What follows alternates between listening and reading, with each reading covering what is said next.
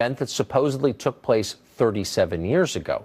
And that's why the FBI said it had zero interest in getting involved again. And yet Democrats demanded a new investigation anyway, as you just saw. And then protesters screamed at poor Jeff Flake in an elevator in the Senate until he agreed with the Democrats. So we got the investigation. It was supposed to take a week. Everyone agreed on that, but it wrapped up in 6 days. Why? Because there was nothing to find. And almost 4 decades after the fact, there were very few people left to interview. Not surprisingly, in the end, the FBI did not corroborate Christine Ford's story. You know what that means, don't you? The FBI must be involved in a cover-up. Yes, a diabolical secret plot orchestrated with their very close allies in the Trump administration. That's what they're telling us. The very people who just days ago were telling us that the FBI is an ethically unimpeachable organization, the ultimate tiebreaker. Now, the FBI is part of the deep state. The investigation was very limited. This report is blatantly and clearly incomplete. Our fears have been realized. Our fears have been realized. This is not a thorough investigation. In your view, is this a fulsome and credible investigation? It's obviously a cover-up. Our fears have been realized. The FBI is working with the Trump administration. They always have been. It's a plot so secret, we believe the opposite is happening. How's that for clever? Others on the left say now what we really need is for Brett Kavanaugh to take a polygraph exam, because those are accepted by science. Senator Lindsey Graham of South Carolina pointed out that the lie detector likely just the first demand in a long list. Watch.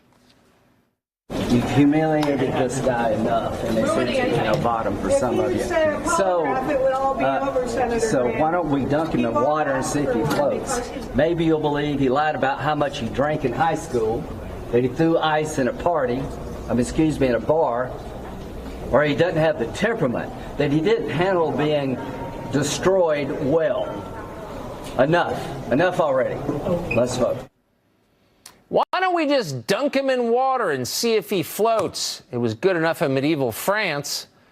You know the truth. Only one thing will truly be good enough: an investigation of some kind, or maybe a water dunking of some kind that lasts at least through January 3rd, 2019.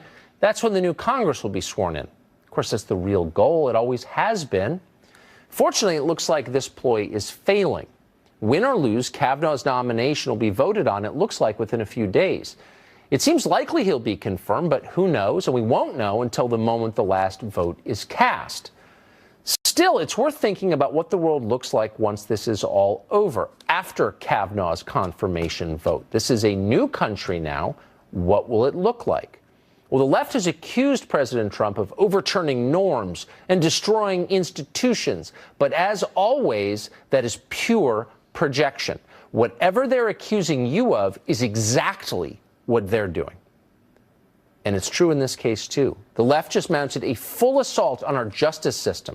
They thought nothing of tossing out the presumption of innocence. You saw actual U.S. senators say things like, the accused has an obligation to prove himself innocent. They said that out loud. And then they tried to use the FBI as a weapon against their political opponents, and not for the first time. The Obama administration did the same. Think this will stop? Think again. Thought leaders, to the extent that's not an oxymoron on the left, are already laying the groundwork to pack the courts, something that hasn't been tried since the 1930s. Adding more Democrats to change the balance, the least democratic, small d democratic option available. It's only fair, they'll tell you, to offset the theft of Merrick Garland's seat on the Supreme Court and, of course, the appointment of a teenage sex offender.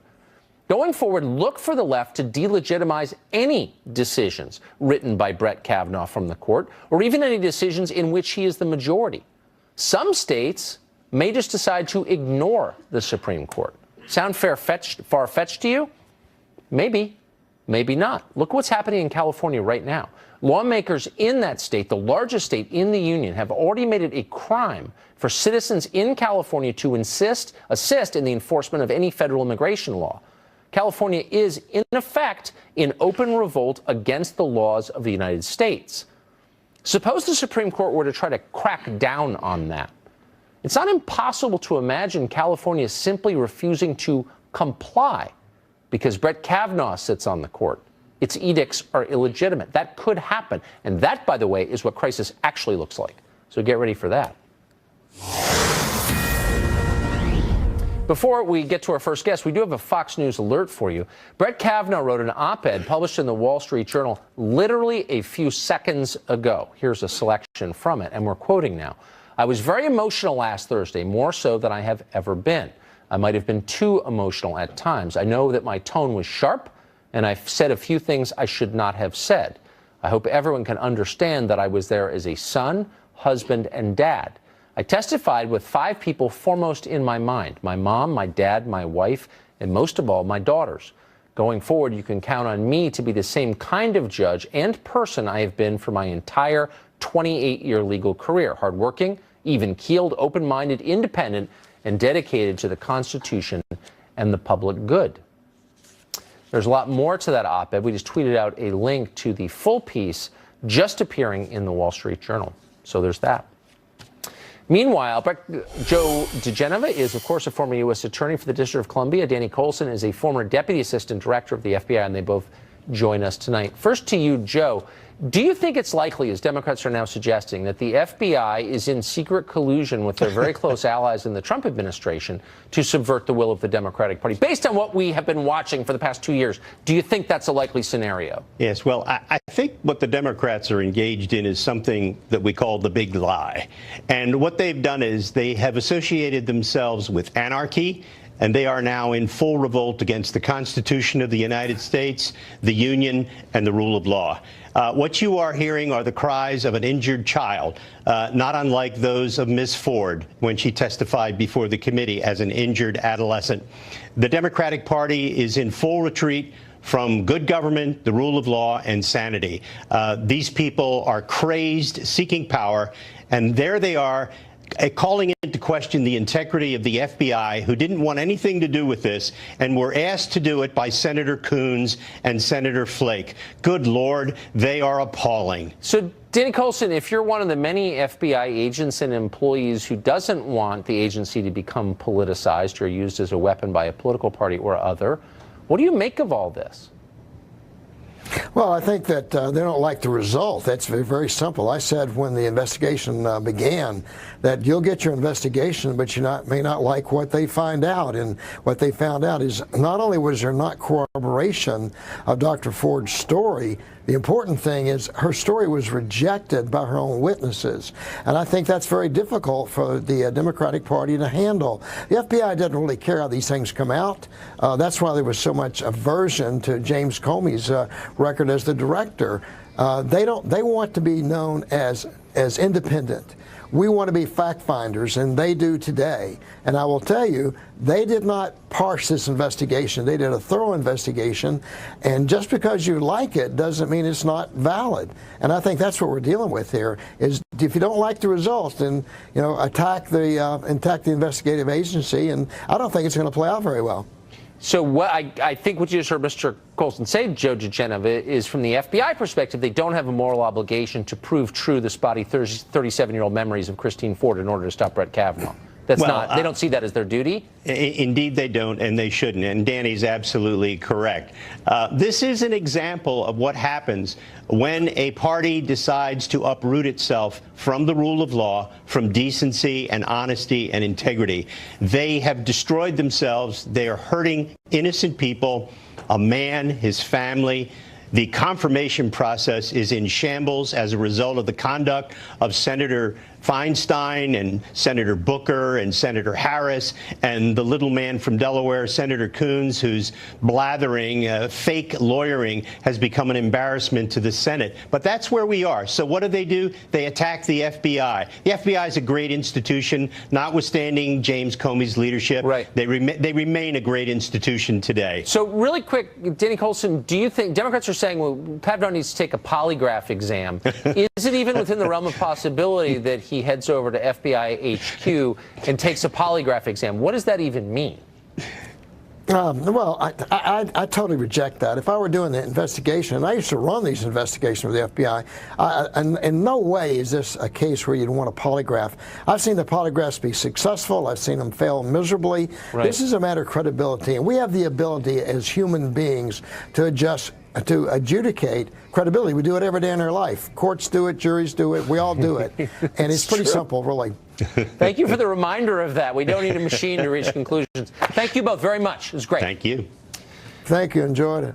Well, for months it seemed like the Republicans could be in deep trouble in the upcoming midterm elections. Has that changed? Has the Brett Kavanaugh nomination process awakened Republicans and changed the fortunes of the party? It's possible.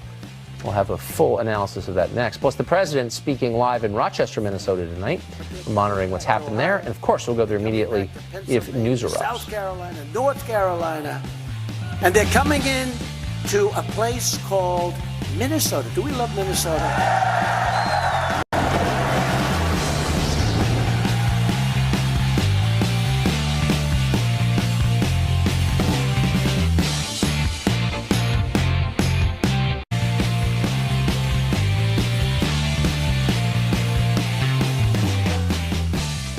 Well, for the last couple of months, it has looked like the 2018 midterms next month were going to be pretty tough on Republicans, or at least they'd be argued over the president.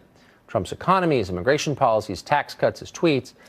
But at the last moment, a new issue has emerged and completely transformed the political calculation. Of course, it's the Brett Kavanaugh nomination.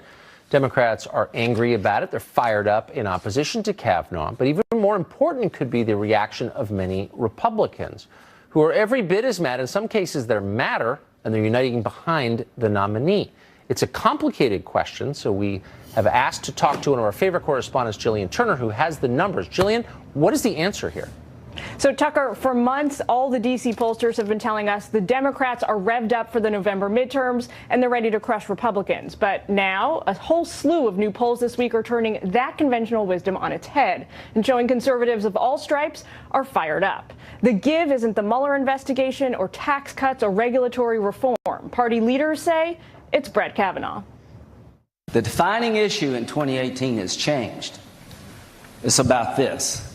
A new Marist poll shows the enthusiasm gap between Republicans and Democrats shrinking by the day. Just 2 months ago, there was a 10-point gap between Dem and Republicans' interest in the midterms, but now that playing field's leveled off. Compared to early September, the number of Republicans who say they feel extremely interested in the elections is up by 2 points in Arizona, 9 points in Indiana, 8 points in Missouri and North Dakota, and up 11 points in Tennessee. Meanwhile, a new round of Fox News battleground poll shows the fight for the Senate trending Republican, with the Kavanaugh showdown on Capitol Hill stoking interest in the midterms from Republicans all across the board. All 5 states surveyed showed an uptick in GOP interest. Incumbent Senate Democrats' votes on Kavanaugh could tip tight races, especially in Missouri and North Dakota. And voting against his nomination will hurt more than help the Democratic candidates in those states.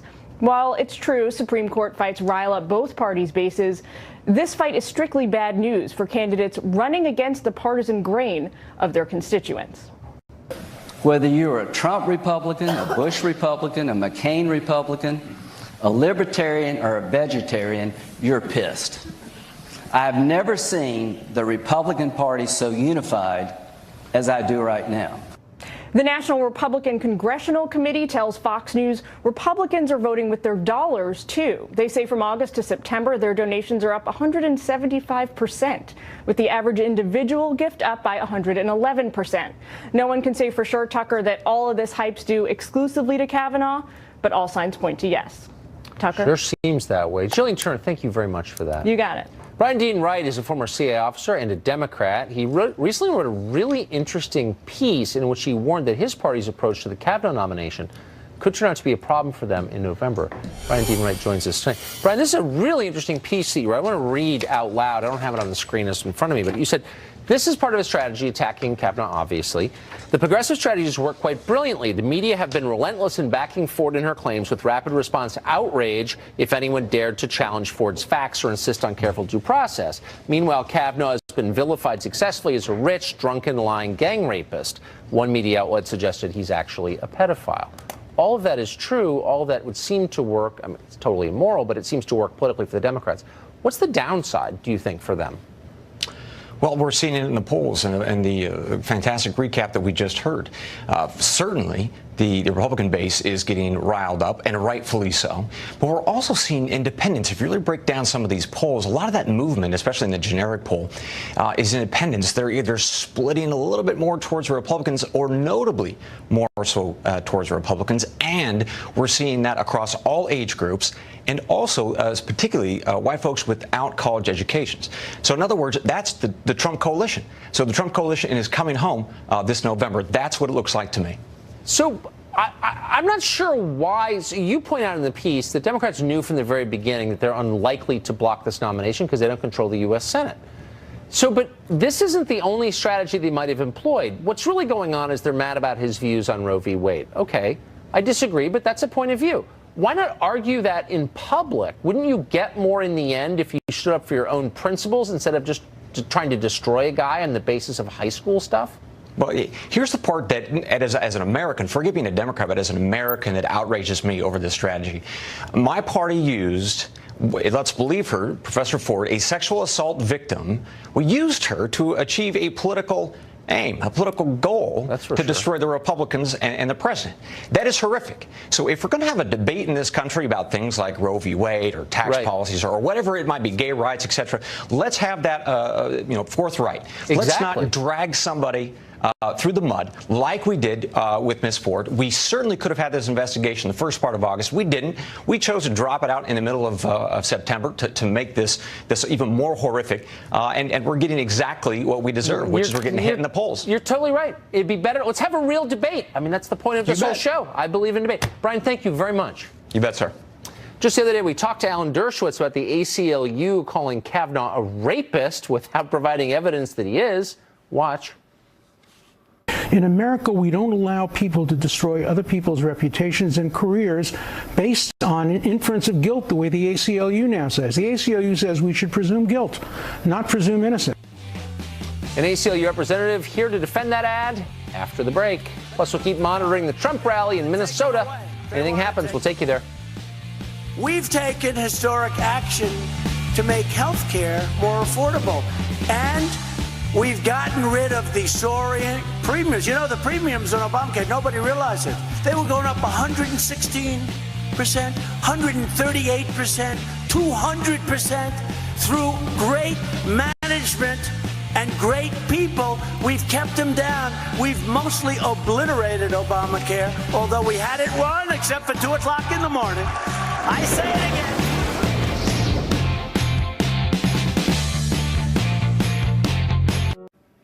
Well, the ACLU became famous over almost 100 years by defending due process and free speech, especially for deeply unpopular people. That long and noble tradition is over now in the name of left-wing solidarity. The ACLU has been running an ad likening Brett Kavanaugh to Bill Cosby, even though they have literally nothing in common. Of course, Kavanaugh has not even been tried. Here it is. We've seen this before, denials from powerful men. I did not have sexual relations with that woman. I've never seen anything like this. I categorically and unequivocally deny the allegation against me by Dr. Ford. America is watching. And as we choose a lifetime seat on our highest court, integrity matters, and we cannot have any doubt. Senator Gardner, oppose the confirmation of Judge Kavanaugh. Fayez Shakir is the ACLU's national political director, and he joins us tonight. Mr. Shakir, thank you for coming on. Hi, Tucker. Thank you. This is a disgusting ad, obviously, but what's so distressing is that you ran it, because this is guilt by association, the very thing the ACLU nobly stood against during, for instance, the blacklist period. Bill Cosby and Brett Kavanaugh have nothing in common, and you twin them in order to discredit Kavanaugh. How could you do that as the ACLU? So appreciate your comments, Tucker. The common thread here, of course, is powerful men whose careers were on the line issuing denials about sexual wrongdoing. And in this instance, we believe that the denial issued by Brett Kavanaugh goes right to integrity, a position that he's applying for on the Supreme Court, in which he sits in judgment of the rest of the nation. Integrity is of the critical importance, the utmost importance. Okay, and we have doubt about his integrity. I agree, and I would never argue against the importance of integrity. Okay. But Bill Cosby has been convicted of crimes in court. He went through the legal process, the one that the ACLU, before it was taken over by partisans like you, once defended. Brett Kavanaugh has not been. So putting them together is by definition guilt by association and unfair. Do you think that the person in your position 20 years ago would have seen that? Tucker, this isn't a civil or criminal trial. I think you understand that. We're talking about a job promotion assessment. No, that's the point I'm making. The standard of proof here is not beyond a reasonable doubt assessment. So then why did you put him next to Bill Cosby, who has been tried and convicted? He is not entitled to the presumption of innocence. If you assume that, you're saying he's entitled to the job on the Supreme Court. I'm sorry, but I'm not actually. No, but hold on. I'm not arguing that. I'm asking you why you put him next to a man who was tried in court and convicted of felonies and sentenced to prison, because that when individual he, as you just noted, hasn't done any of those things. That individual also denied the accusations. I think you would appreciate, Tucker, that we're criticizing people on the left and the right. I don't care about the left and the right. I care about the principles that make the country worth living in, which you once defended and now you urinate on. Why not put him next to Charles Manson? Sexual assault is to be taken very seriously here, Tucker, and I think that we're often crowding out the voices of women and believing the men and not believing women. In this case, this woman came forward under extreme difficult circumstances, and we should be believed. Hold on, you're the ACLU. Hold on, you're the ACLU. You don't believe in collective judgment or collective punishment. You believe in the rights of. Let me just remind you what you believe, because I think I know more about your organization than you do. I just want a chapter of a book on the ACLU. Okay. It's an individualized determination about this woman who came forward and offered credible. Exactly. Thank you. Now you're back in reasonable mode. So why would you say it's about women being heard when, of course, it's not? It's about one woman making one allegation against one man. It's not about all women. In those instances, there have been other men who've denied accusations before them that we've said. And all we're saying is that in this instance, like in previous instances, women deserve an opportunity to be heard. But it's not about. Hold on. So you're endorsing collective judgment and collective punishment. Yes, you are. Do other women have nothing to do with it? Sir, the judgment made against Kavanaugh is on the merits of the issues against Kavanaugh. He has not been honest and forthright. Tucker, I believe this, that had he come forward and said, listen, all of us were young at some point in life. We did something. Okay, now you're just getting into fantasies. Let me ask you. Let me ask you something that I've wanted to ask you for a long time.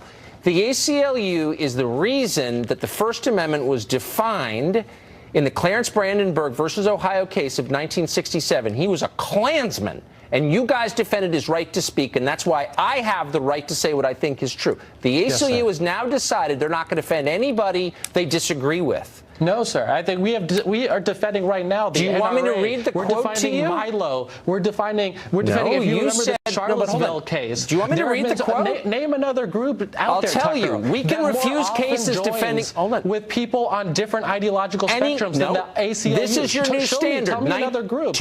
More than the ACLU. You're trying to shout me down because you know. I'm trying to defend my principles here. No. Let me read the memo from your group. We're not going to assist in cases that may advance the goals of white supremacists or others whose views are contrary to our values. If you're not defending people who are unpopular, who you disagree with, why do you still exist? We absolutely defend the people. We are doing it right now. If you look at you should be ashamed. Look at a case in New York where we're defending the NRA, we look at a case we're defending Milo. I mean, how about someone who's really unpopular? You made this country better. Now you're making it worse because you abandoned your principles, and you should be ashamed of yourself. And I mean that with total sincerity. Tucker, Thank you. That's no, totally it's not. Unfair, it's totally true. The left has tried to fire up women against Brett Kavanaugh. You just heard it.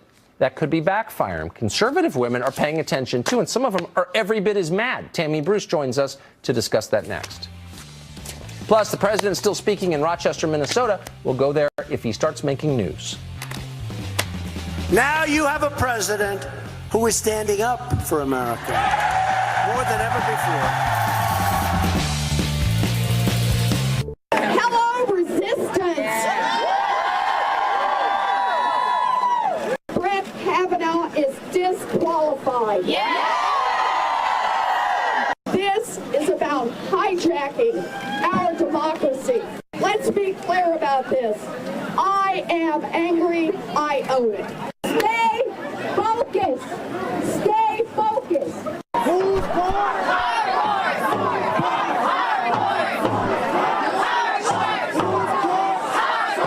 He was angry, he's partisan.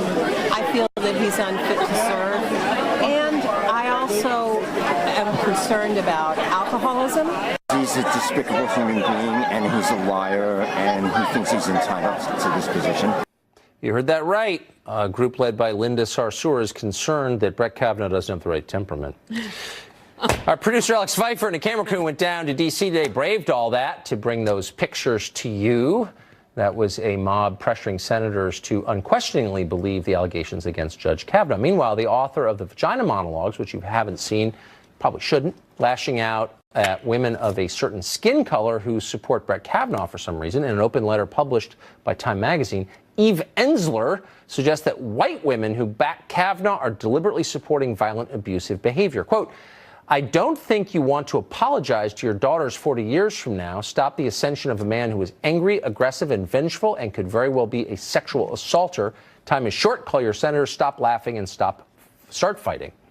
Tammy Bruce is a radio show host, president of Independent Women's Voice. She's been watching all of this very carefully. She joins us tonight. Tammy, what's your assessment?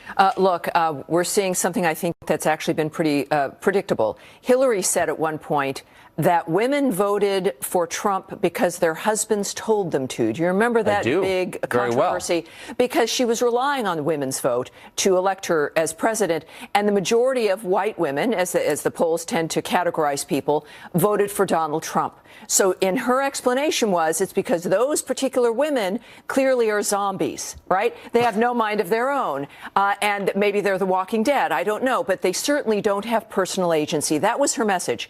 And I contend with all of this, and I know you've been covering the issue about why has race been interjected into this. I contend this, that in fact now the Democrats have decided that they've got to figure out a way to divide even the households, to make women think that the men in their lives are the enemy. And so whether it is your husband or your son or your brother or your dad, that in fact men, white men in particular, because the white women's vote was the issue, are people you cannot trust. Now, of course, that's... Like I say, that's a high cost. Convincing people their loved ones are their enemies? I mean, and of course it will fail. I mean, this is clearly a deluded framework. They will not be successful, but it tells you the nature of who we're dealing with here. And it's also desperation. So it explains both of those approaches. And I think that what we're also seeing, of course, with the polls now, that the enthusiasm, of course, is soaring amongst the GOP. I believe with Republican women, it's gone up, I think, like 14 points. It's been a remarkable surge amongst people who thought everything was going to be okay. But this has been a reminder about what the left really is about and what the Democrats have become. And frankly, look, when it comes to women who've been sexually assaulted, women either have had an experience or know someone who has. We all understand that. And this kind of patronizing, like from Eve Ensler, telling women about what they should do. We know what our lives have been. We know what we require. And we require a justice system that is fair. And we require due process. We do want to be taken seriously. But the only way we will be taken seriously is if the system can be trusted. And how dare they lecture every other woman, whether you be a liberal or not. And let me tell you also, it's you, with the polls with the liberals, liberal women, just like during the presidential race, there is such anger and rage on the left. It is not safe to be honest about what you think of this situation. Yes.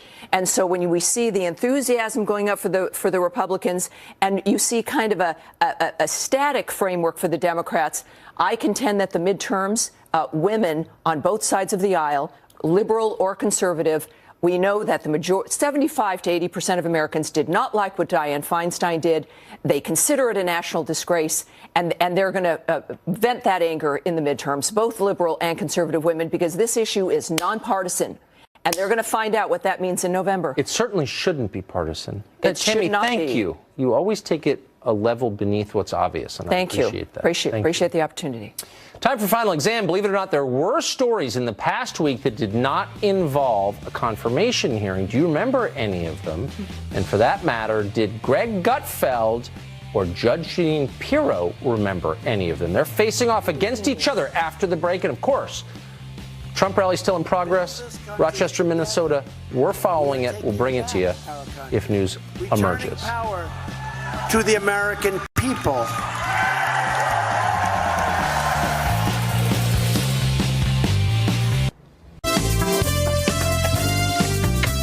Time now for Final Exam, where we pit the news professionals against one another to see who's been paying closest attention. Tonight, really the matchup of the century. The topics, well, it may be hard to believe, but there were news stories this past week that had nothing to do with judicial confirmations. Did anyone notice them? We're about to find out. Joining us, Greg Gutfeld, host of The Greg Gutfeld Show, star of The Five, Judge Jeanine Pirro, host of Justice with Judge Jeanine. Okay, you both know the rules as avid weekly viewers of this game. I'm going to repeat them for our viewers just turning in. Contestants, hands on buzzers. I ask the questions. The first one of you to buzz in gets to answer the question. This is the tough one. You must wait until I finish asking in order to answer the question. Once I acknowledge you by saying your name, each correct answer is worth 1 point. Get it wrong, you lose a point, Judge. She's so nervous. All right, bailiff, calm down the judge. All right. Okay. Here we go. Okay. First one. The most famous face at the Pennsylvania gubernatorial debate this week was the moderator. The candidates are questioned by which longtime TV game show host? Judge Jeanine Pirro. Alex Trebek. No, really? Yes. No? Let's roll the tape. She's right. Alex Trebek, the host of Jeopardy, moderated a one-on-one debate between the two candidates. I will not tolerate any booing You got or thrown out. hissing. Yeah, he made fun Not of the Catholic even Church. if you direct it at the candidates. Well, he tried to buy that one. Wrong game. All right, good job, No, Judge. Scott Wagner's running for governor in You are Pennsylvania. exactly. I know him. Question 2. Which world leader is featured in a popular new calendar that shows him riding a horse, cuddling a leopard, and posing shirtless with a fish? Greg Gutfeld. Putin. Why are we supposed to be against Putin anyway? Let's find out if you're right. There's Putin with a pup, Putin with a cub, Putin on a horse in winter, and even colder, Putin taking the Epiphany dip in ice water. If a foreigner buys this calendar, they will definitely have a good impression of our president. And they'll see that he can do it all. He loves animals, he can shoot, he looks good, and loves sport. I detect a kind of sarcastic tone in that report. I know. I think it's very wrong. Make Vlad great again, I say. Yeah, I'm not against Epiphany dips. All right. Question 3. This is multiple choice. Rapper Kanye West is Washington's newest diplomat. He says he wants to arrange a sit-down meeting between Donald Trump and someone the president has long feuded with. Who is that person? Is it A? Wait. What? He didn't finish. Multiple choice. I didn't know. You didn't say multiple choice. Yes, I did. Yes, I did. It's okay. Everyone's all right. Let me give you the multiple choice. Okay. You got 3 choices. When all is right? the question over? The question is over. Hold on now. Hold on. This is why. Fair. I'm saying to my producers, this is why you don't want anchors on the show. Okay. All right. Go ahead. Okay. The question goes to Jeanine Pirro first, according to our judges, because Mr. Gutfeld violated the cardinal rules of the game. Do you want the answer? Yeah, well, you got 3 choices. Robert De Niro, Colin Kaepernick, or Rosie O'Donnell. Colin Kaepernick. You really think so? Yes. All right, let's see.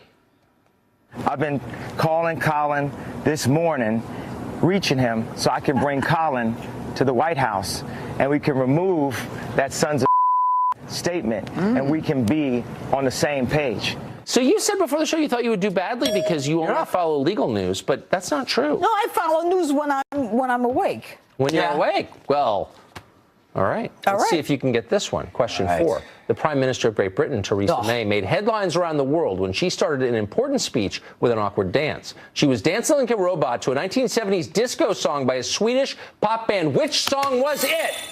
You are just jumping the gun every time. Judges, what do you think? To Greg Gutfeld. Oh, I would say it's ABBA. Do you need the name of the song? Yes, I do. Dancing Queen. You're so on this. Is it Dancing Queen by ABBA? ABBA. We just had that on our show. Yeah, that's why I knew it. You know what? I'm just so strongly for Boris Johnson now I can't control myself. I love his hair. He used to ride the bike when I lived in London. He used to ride the bike by my apartment. He would never do that. No. He may have illegitimate children, but he'd never dance. He has crazy hair. He's dancing anyway. All right, we are 2-2. We are 2-2 two, the contestants. I wear one. Have and stay within the lines. Final question, we'll see if you can. You ready? This is a problem. Here in New York City, researchers are about to begin work on a new census. This time they are not counting people, however. They're focusing on a small, furry creature in Central Park. What kind of animal is it? No, are they counting? I was waiting. She's reading the teleprompter. She's reading I wasn't going to hit it till you finished the answer. You got to read the script. She's reading the teleprompter. You're not allowed to read the teleprompter. Yes, I am. I win by default. No, there's nothing wrong with You know what? You know what? I don't think you're qualified. Wait a second. I'm going back to something I said earlier, which is when you have cable news anchors on your show and you're trying to anchor, things tend to fall apart. We need the FBI. Okay, let me just check with the judges really quick. You need the FBI. I need an The investigation. judges say the host of the program is allowed to ad-lib on his own scripts. I think I think she's reading it. So Greg Gutfeld, what read it. It's right there, What Greg. is the answer? I'm going to say squirrels. It is squirrels. It is squirrels. You know it, but you answered it. Is it? Why would it not be rats? Is it squirrels? New York City is about to conduct its first official squirrel census next week. Volunteers are needed. This is literally the most contentious show we've ever had. Yeah, but I won. It's unbelievable. But okay. it's not fair. Let me. I won 3-2. Okay, we're going to give mugs. We're going to give one to you two later. We don't have. We're going to get. Yes, you do. I want Eric Whipple This is an Eric mug. Whipple mug. Now, for our viewers, I just want to make a correction. We've described him night after night as a Washington Post writer. It turns out he's not. He works for a website, I guess, connected to the Post in some way, owned by Jeff Bezos. If you don't know who he is, we have video. This is Eric Wempel or whatever, the guy on the mug. Watch. Benign mitzvah and Jewish weddings. What a publication. How do they do all this great content for free? Oh, it's got all these great tips on choosing a caterer. And guess what? Oh, the author of the story is a caterer. We checked. They knew happy hour specials as a fuego. Now, if you can't get enough of that, we got more on our Facebook page. I'd strongly recommend it. Where did you find that? We have a crack research team. He's going to be on your coffee mug from here on out. There he is, Eric Wempel from the Washington Post affiliated website. Every morning I'm going to wake up to There him. you go. And Judge Jean, one for you is on the way. I don't want it. I don't want it. You're going to want it when you get it. You asked every question. Remember you said that you had the This is the most unbelievable. I have won again. Well, it's the first time I've ever won. We will be right back. Congratulations, Greg. Thank you.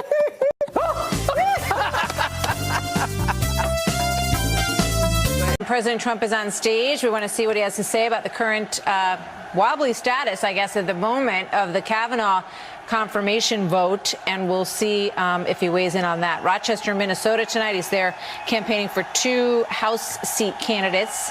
He really has been canvassing the country, and we expect that he's basically going to have these every other night, something like that. The pace is, I think, maybe even 20 more of these in the 33 days that remain between now and the election. And tonight we are going to dip in because we do want to see, he's been talking about the Kavanaugh situation quite a bit over the past couple of days at these rallies and kind of using these venues as a way to say what's on his mind about the situation and where it stands. So he's taking in the applause, which he likes to do.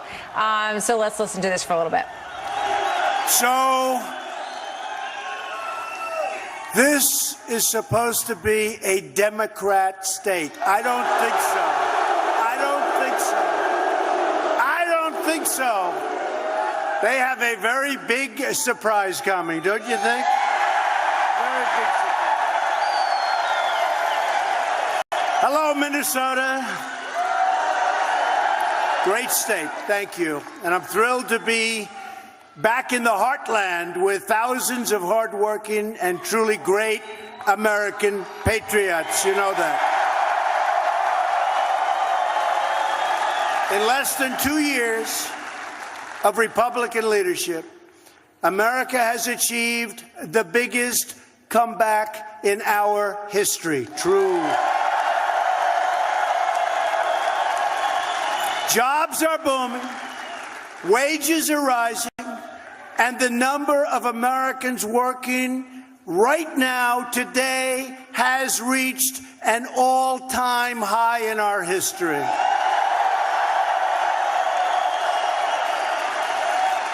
We are defending our great Second Amendment.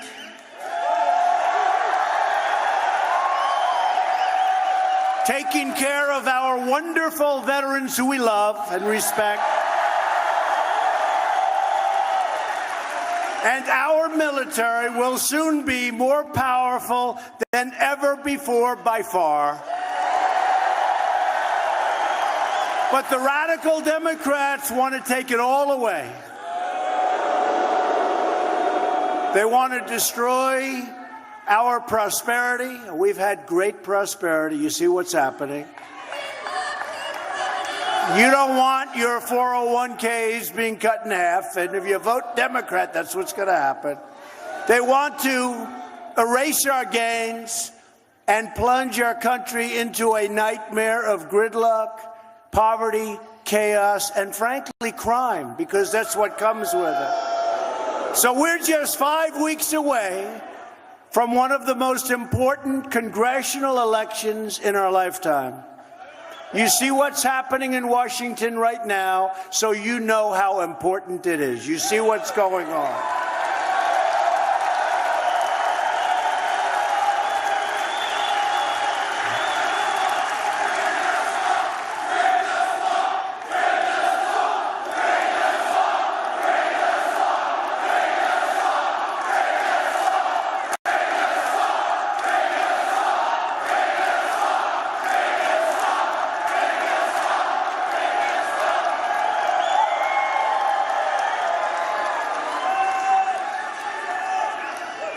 By the way, look back there. Look at all that media. Look at all that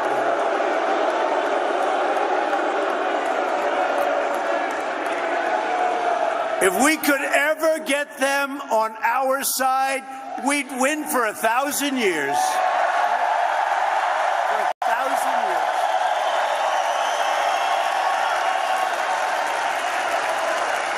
years. On Tuesday, November 6th, I need your vote, I need your support to stop radical Democrats and to elect proud Minnesota Republicans, and we have some great ones right now up for election. This week I announced another historic victory for our nation. We're replacing the job-killing disaster known as NAFTA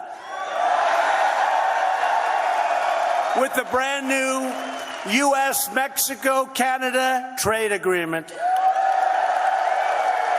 It's called the USMCA. That works, right? USMCA. I didn't want to use NAFTA. That has been a disaster for our country. 50,000 plants and factories moving out, millions and millions of jobs lost, one of the worst trade deals ever. I actually know one that's worse, but I won't tell you because we're going to be doing something with that too. But NAFTA's been one of the great disasters of all time, and now we have a great and fair deal. We have a fair deal, and that's what we want. Great for our workers, and really great for our farmers. It's about time. We're opening it up. The barriers are coming down, and this is tremendous for Minnesota. This is tremendous for Minnesota, and you've waited for a long time. And by the way, we got plenty coming. You know what's going on with China? They want to make a deal. They want to make a deal. But I say they're not ready yet. They want to make a deal, but I told them, you want to make a deal, but you're not ready yet. So we'll talk later. We have secured landmark protections for the medical innovations being produced right here in your great state. You have great medical in your state. And we've removed unfair trade barriers for our proud Minnesota farmers and our dairy producers like has never, ever been done before in our country. America is winning again, and America is being respected again all over the world right now, and we're going to keep it that way forever. It's called America First.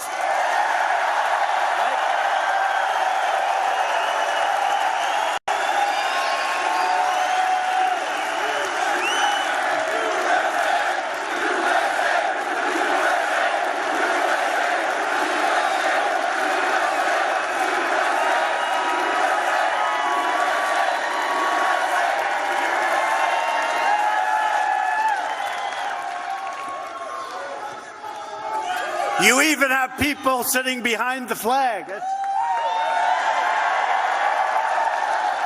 It's okay. Great people. And by the way, you got thousands of people outside, and you have thousands of people who I just saw in a lovely room, but I said, next time you have to get here a couple of days earlier. Right?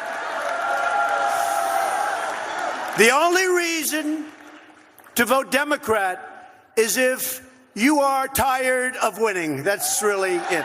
Because you're winning. You're winning a lot.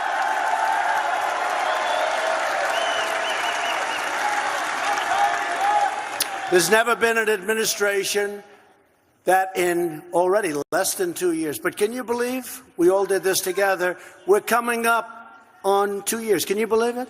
There has never been an administration with you that's done so much in so little time. 2 years. No administration's come close. None has come close. And we've got a lot coming. If Democrats take over Congress, the stock market will plummet. They will. It will plummet. You know, there's a reason for it. Every day we hit new highs, new highs. I think we had 103 new highs. Think of it, all time. That means jobs. To a lot of people, it means great 401ks. It means great. But to a lot of people, it means jobs. It's jobs. Your 401ks will be devastated if Democrats take control. And our political system will grind to a really messy halt. And you see what's going on in Congress right now with one of the most respected people, potentially, hopefully, Supreme Court Justice Brett Kavanaugh. Man.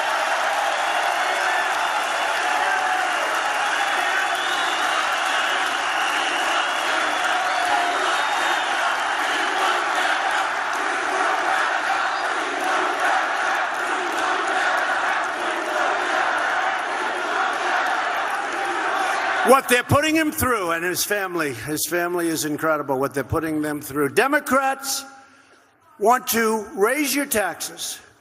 They want to restore job-killing regulations. There's been no administration ever that's cut as many regulations. And we have regulations. We want clean water. We want crystal clear air. We want beautiful environment. But you don't have to have regulation that makes it impossible for our country to compete with other countries. And that's what we're doing.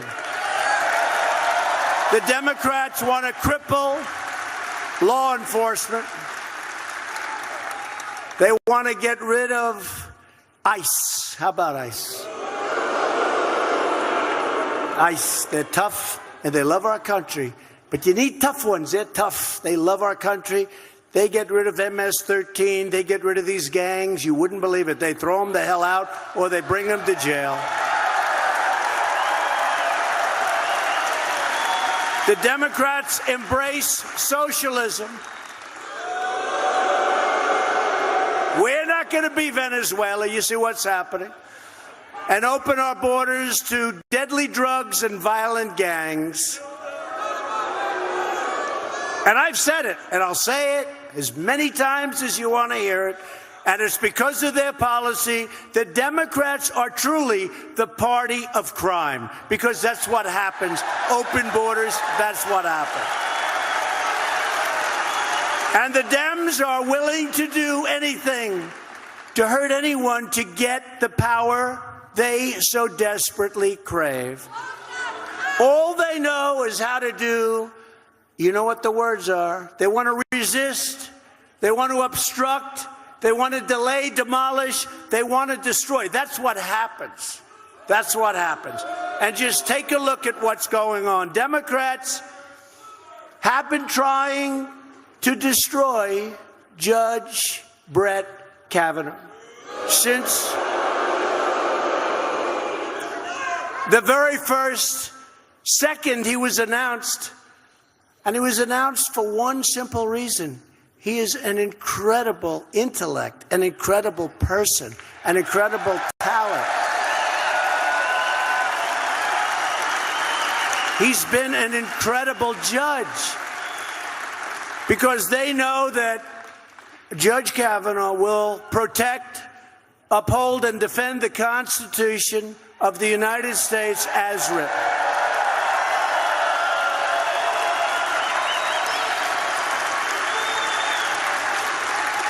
But all you have to do is look at the polls over the last 3 or 4 days, and it shows that their rage-fueled resistance is starting to backfire at a level that nobody has ever seen before.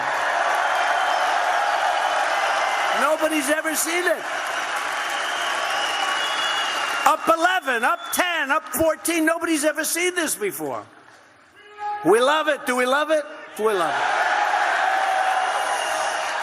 Because people see what's happening and they don't like it. The people of Minnesota and the people of America are going to reject the Democrat politics of anger and destruction, and they are going to vote to keep making America great again, greater than ever before.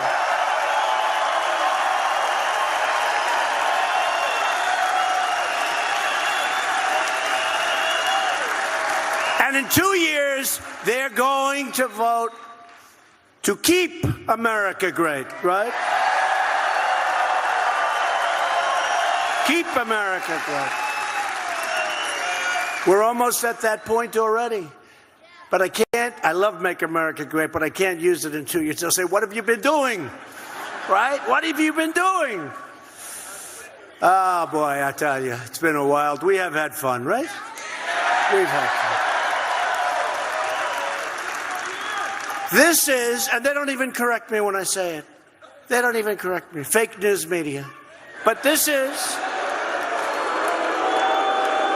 I mean, look at this statement. Look, as an example.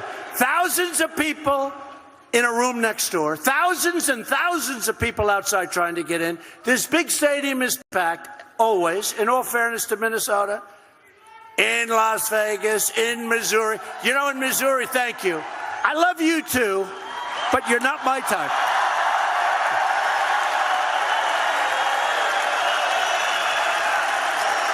No, but, hey, Missouri, they had 44,000 people outside of a big arena. 44,000 people.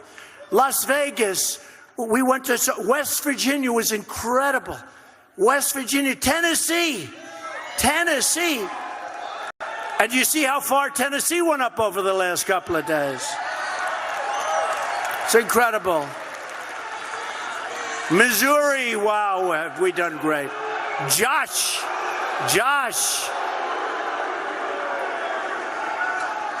So we're thrilled to be joined by a number of your terrific Republican leaders. And I just want to introduce somebody that's been such an incredible help to me in getting your tax cuts. I mean, not so bad. How about this? The Dems want to raise your taxes. We want to lower your taxes. We don't want crime. Crime's okay for them. They want open borders.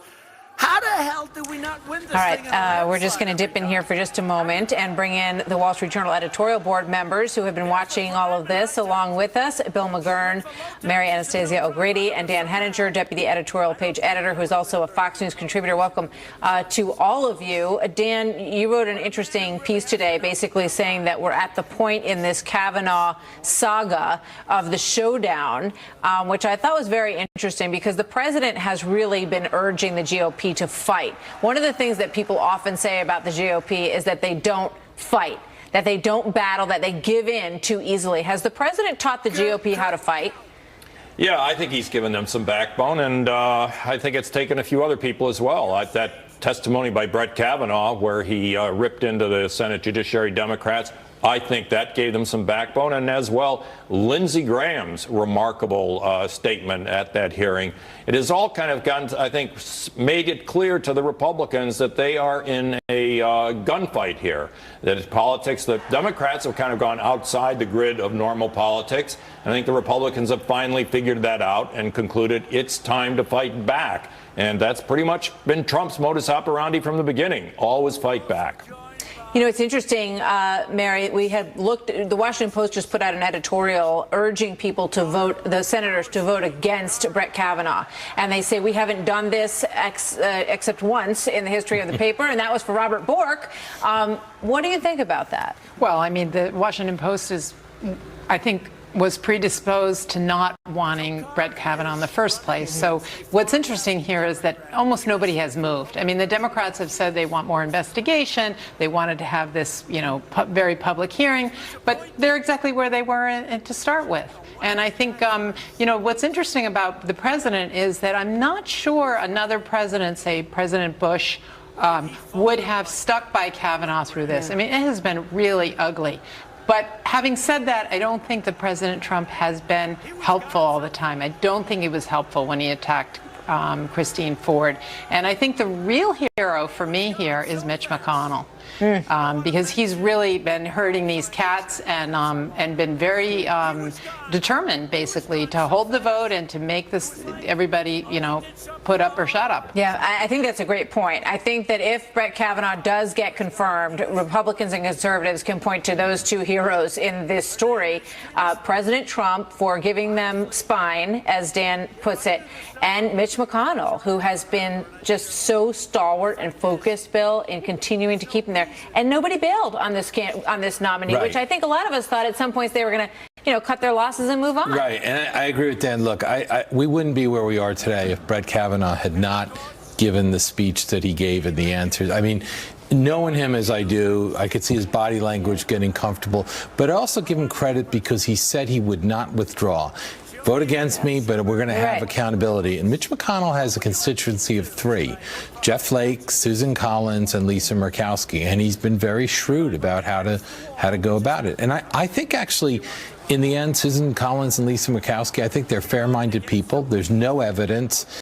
I don't see them depriving a man of the seat based on an unsubstantiated allegation from so many years ago with no evidence. And in fact, the evidence that we've got since she's made the charge contradicts her claim by the people that she supplied.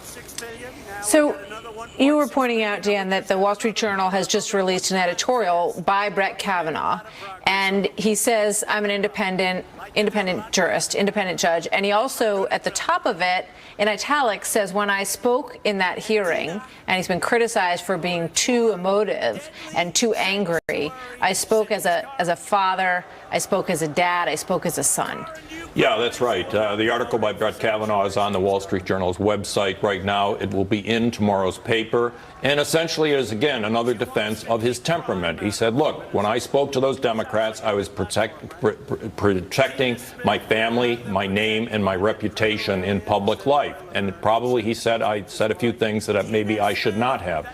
But he says, I'm making it clear, I believe in the rule of law, I'm an impartial judge, have always been an impartial judge on the appellate court, and will continue to be so if confirmed to the Supreme Court. I mean, you can see where he's coming from here, because he's already facing opposition from some people who say that the things that he said in that hearing with regard to President Trump, and, you know, this is all just payback from the Clintons, that it might urge some people to say that he has to remove himself, recuse himself from certain cases, Mary. But, you know, this is just proof that really they just want to get rid of him no matter what. And so they tried to get rid of him through a personal smear. It didn't work. So now they've moved to another, battleground, which is to say, well, forget about all that. It's his temperament that's wrong. And, you know, I mean, I thought that actually seeing that human side of him was comforting to me, because if he had gone up there and been very robotic and unemotional, I think that might have been even more damaging to him than what he did. You can say that maybe he shouldn't have had the exchange he had with Senator Klobuchar. That's probably true, but which he came back and apologized. He apologized, and, you know, a lot of those senators who were questioning him also owe him an apology, because, as Bill says, I mean, there's absolutely no evidence for these charges. That would make anyone furious. you know, this isn't going to end. We saw the protesters in Washington. So Right. even if he does secure his seat on the Supreme Court as a justice, I mean, I'm imagining that the day he has his first day in court, those steps are probably going to be flooded with protesters. I think this will be very invigorating in some ways to Democrats. I think it is, but I think it's been invigorating to Republicans. You know, just from my informal, non-political contacts of what people say, especially the moms who have sons, and just see the unfairness. I think Mary makes a good point. There are a lot of people that owe Brett Kavanaugh an apology for their behavior, the way they throw around unsubstantiated charges. And there's nothing too crazy to throw up on the air or print or something to say about this guy. And I'd like to know, look, when he gave that speech, I wanted to stand up and cheer. Because I know him, I know his wife, I know his kids, and I thought he defended himself ably. And I would like to know, if that's not right, what is the proper comportment for a man accused of gang rape with no evidence? It's hard to, Right. it's a pretty tough bar, right? Right. You know, in terms of what Bill touches on, Dan, how the press has handled this, because the press has been criticized for having a pretty low bar for what could be printed. You know, you've got letters from friends. You've got this woman who says, you know, I saw him stand near the punch. I mean, incredible. Yeah. Well, the thing is, they keep repeating in every story written that the details of the accusations against Brett Kavanaugh, which has an effect after a while. People begin to think, well, maybe there's something here.